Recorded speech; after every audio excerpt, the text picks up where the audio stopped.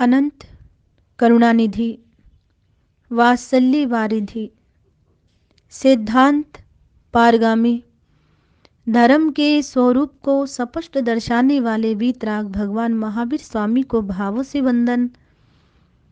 वर्तमान आचार्य सम्राट ध्यान योगी युग पुरुष शिवाचार्य भगवान के श्री चरण सरोजों पे कोटि कोटि नमन करती हूँ। मम हृदय निवासिनी गुरनी मैया महासाध्वी सरल आत्मा स्वर्ण संयम आराधिका महासाध्वी श्री वीणा जी महाराज साहिब के श्री चरण सरोजों पे शत शत वंदन करने के उपरांत धर्म प्रेमी बंधुओं, माताओं एवं भवि जीवों, आप श्रवण कर रहे हैं मल्लीनाथ भगवान के जीवन प्रसंग को, पूरा भव को, और इसी के मध्य में आप श्रवण कर रहे हैं 20 बोलों की आराधना, 10 बातें भी ऐसी जिनकी आराधना करने से तीर्थंकर गोत्र का उपार्जन होता है। कल के प्रवचन में आपने श्रवण किया, सिद्धा जैसा जीव है जीव सोई सिद्ध होए, कर्म मेल का अंतरा बूझे बिरला कोई। इस संबंध में एक प्रसंग सुनाना चाहती हूँ। महापुरुषों ने फरमाया है, एक राजा था, उसका एक महल था। इसके सामने आमने सामने की दीवारों पर चित्र बनाए जाएं, ऐसा फरमाना था राजा का। इस विचार को लेकर के उसी समय कलाकारों को बुलाया गया। गौर से सुने धर्म प्रेमी बंधुओं, माताओं तथा भवि जीवों। आई होप, मैं उम्मीद करती हूँ इस प्रसंग को सुन करके, श्रवण करके आप कुछ ना कुछ अवश्य में शिक्षा लेंगे। कि उसी समय कलाकारों को बुलाया गया और 2 कलाकारों को आमने सामने की दीवारों पर चित्र बनाने का आदेश दिया गया। उनमें से एक युवक और दूसरा वृद्ध था। युवक अभी नया नया ही था, वृद्ध अनुभवी था। युवक ने इस विश्वास पर यह काम लिया था कि वह इस वृद्ध अनुभवी पुरुष की कला देखकर, गौर करें कि युवक ने इस विश्वास से ये काम लिया था राजा का कि वह इस वृद्ध अनुभवी पुरुष की कला देखकर थोड़ा काम कर ले सकेगा। किंतु उस वृद्ध पुरुष के दिल को स्वार्थ ने घेर लिया। सोचने लगा, क्यों ना दोनों के बीच में पर्दा डलवा दिया जाए। कमरा तो एक ही है, चित्र एक ही कमरे में 2 दीवारों के आमने सामने बनाने हैं, एक वृद्ध और एक युवक। वृद्ध के मन में स्वार्थ आया और उसने कमरे के बीच में पर्दा डलवा दिया जाए, ऐसा सोचा, जिससे ये मेरे चित्र की ओर झांक ना सके, ऐसा वृद्ध सोचता है। तब उसने राजा से कहा, राजन, यदि आप दोनों की कला देखना चाहते हैं तो आप इस कमरे के बीच में पर्दा लगवा दें, ताकि हम दोनों स्वतंत्र रूप से अपना अपना काम कर सकें। इस तरह उस वृद्ध पुरुष के कहने से कमरे के मध्य में एक पर्दा डलवा दिया गया। वृद्ध अपना काम करने लगा और युवक अपना काम करने लगा। इससे युवक के मन को बड़ा दुख हुआ, बहुत दुख हुआ। सोचने लगा, मैंने इसके आश्रय पर ये काम हाथ में लिया था राजा का, अब तो पूछने देखने तथा इसके चित्र से प्रेरणा लेने का तो द्वार ही बंद हो गया। स्वार्थ में परमार्थ कहाँ है धर्म प्रेमी बंधुओं, माताओं, भवि जीवों? स्वार्थ में परमार्थ कहाँ है? स्वार्थी की मैत्री का भरोसा क्या है? स्वार्थी किसी से क्या प्रेम करेगा? किसकी मैत्री स्वार्थ के साथ हो जाती है, वो दुनिया में अन्य किसी के साथ मैत्री नहीं कर सकता। जिसकी मैत्री स्वार्थ के साथ हो जाए, वो दुनिया में अन्य किसी के साथ प्रेम नहीं कर सकता। कठिनाई और घबराहट की स्थिति में वह अपने गुरु के पास पहुंचा। युवक, गुरु जरूर बनाना चाहिए। मार्गदर्शक हमारे जीवन में बहुत जरूरी है, किंतु गुरु कैसे बनाने हैं ये भी सोचना आवश्यक है। गुरु किस प्रकार के बनाने हैं ये भी सोचना आवश्यक है। आत्मज्ञानी गुरुओं की आवश्यकता जीवन में बहुत अति आवश्यक है। गुरु जरूर बनाने चाहिए, किंतु गुरु योग्य हो। एरे गेरे को गुरु बना लेना भी ठीक नहीं है। मिथ्यात्व के मार्ग को हमने ग्रहण नहीं करना।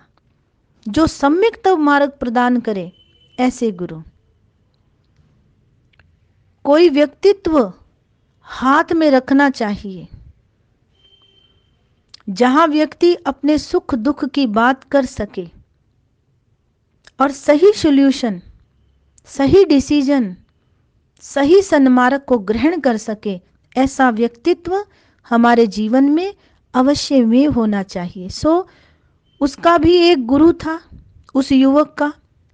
समय समय पर वह उनसे मार्गदर्शन लेता रहता था। दुख के क्षणों में उसे वहां से कोई ना कोई समाधान मिल जाता था गुरु चरणों से। गुरु के समक्ष उसने अपनी समस्या कही। गुरु ने कहा, घबराने की कोई आवश्यकता नहीं है बेटा। हे शिष्य, घबराने की आवश्यकता नहीं। दीवार पर चित्र ना बनाकर तुम केवल दीवार पर घोटा लगाओ। घोटा, दीवार को रगड़ रगड़ तथा घोट घोट कर इस तरह साफ कर दो कि उस पर कोई धब्बा ना रहे, वह शीशे की तरह चमक उठे। गुरु ये शिक्षा दे रहे हैं उस युवक को कि दीवार पर कुछ नहीं करना, केवल मात्र उस दीवार को रगड़ना है, घोटना है, और घोट घोट कर इस तरह साफ कर दो जैसे शीशा नजर आता हो, उस पे कोई धब्बा ना हो, उस पर सामने वाला चित्र प्रतिबिंबित हो सके, इस प्रकार साफ कर दो। विश्वास में बड़ा बल होता है। धर्म प्रेमी बंधुओं, माताओं, भवि जीवों, महापुरुषों ने बताया, विश्वास में बड़ा बल होता है, बहुत बल। विश्वास ही सब कुछ है। सेल्फ कॉन्फिडेंस हमारे लिए एक ऐसी चीज है, ऐसी पावर है जिस पर हम हिमालय की चोटी पर भी चढ़ सकते हैं और सिद्धालय तक भी एकाग्र भाव से जा सकते हैं। विश्वास केवल मात्र।